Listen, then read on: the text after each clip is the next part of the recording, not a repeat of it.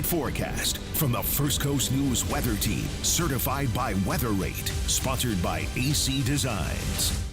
Despite some of us seeing some rain and thunderstorms earlier this afternoon, temperatures were able to rebound, and we just have such rich moisture in the air, such moisture-laden air out there across the First Coast that has given rise to yet another round of thunderstorms here this evening. We're really looking at two separate cells, the smaller of which is in northern Duval County, and then much larger and stronger storm with a ton of lightning and very, very heavy rain is down in that southwestern corner of Clay County. But we're going to take first a look up right along that I-95 corridor. So right around the airport, Pecan Park, and then again straight down to I-95 to downtown, seeing some pretty heavy rain here. This is gradually beginning to weaken, and that will be the trend over about the next 30 to 45 minutes or so, if not nearly an hour, especially, again, for this stronger storm. So a ton of lightning, very, very heavy rain, and pretty much right in between Middleburg, Keystone, and Stark.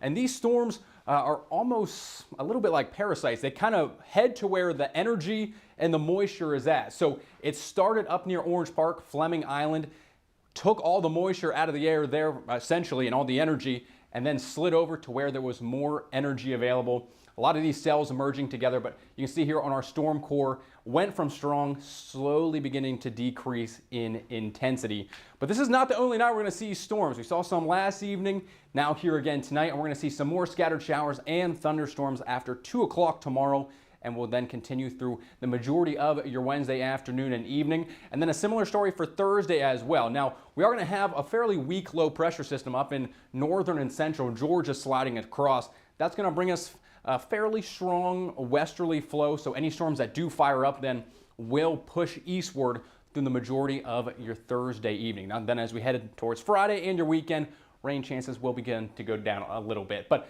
at least for tomorrow, most of us will see at least some form of rain, about a 60% coverage for some of those thunderstorms. Temperatures, mid-90s, real feels yet again right around that heat advisory criteria, anywhere from about 105 upwards of about 108 degrees. Thursday, really not a whole lot changing. Again, I just timed it out there. More rain chances, real feel not getting all that much better. And Friday, still no heat relief in sight. So if you're like me and you're a northern boy, you're dreaming of some cooler weather, just think. Only 150 days until we get to the fall and finally some cooler temperatures. But until then, staying very warm and muggy. And a quick look here at the tropics. Two separate systems, first of which just to the north of South America. That's going to head towards the Western Caribbean over the weekend. We're not concerned about that, but there is another one just to the south of the Cabo Verde Islands, about a 20% chance of development over the next week.